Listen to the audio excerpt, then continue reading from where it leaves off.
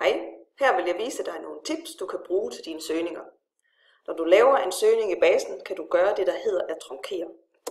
Det vil sige, at du sætter en stjerne efter ordet, du vil søge på. Så finder basen også sammensatte ord.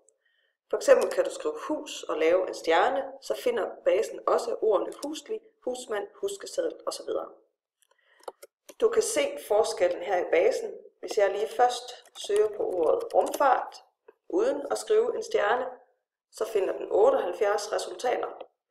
Og hvis jeg sætter en stjerne efter rumfart, så finder den i stedet for 99 resultater.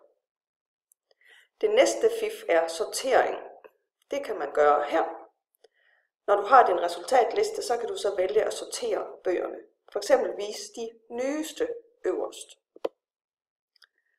Hvis du leder efter en specifik titel, kan du skrive titlen ind og så vælge at sortere efter titel. Det tredje fif, det er at holde øje med emneordene.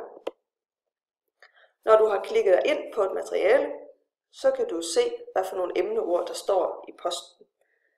Det er de her knapper, som er røde og som også er links. Det er en rigtig god idé at skrive emneordene ned og så prøve at søge på dem bagefter. Det sidste fif, det handler om farver. Når man har søgt en titel frem, er der ved ordet her i hjørnet og ved reserver-knappen det fif, at i det her tilfælde er de grønne, og det betyder, at bogen den er hjemme.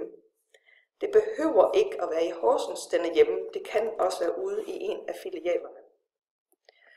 Hvis bogen er lånt ud over det hele, så er knappen og ordet gult i stedet for.